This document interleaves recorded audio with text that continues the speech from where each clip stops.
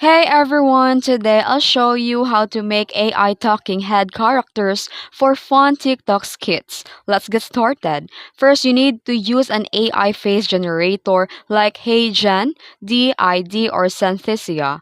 Then upload your script or record your voice, then generate a lifelike talking head video. Then download the clip and open it in CapCut or TikTok's editor.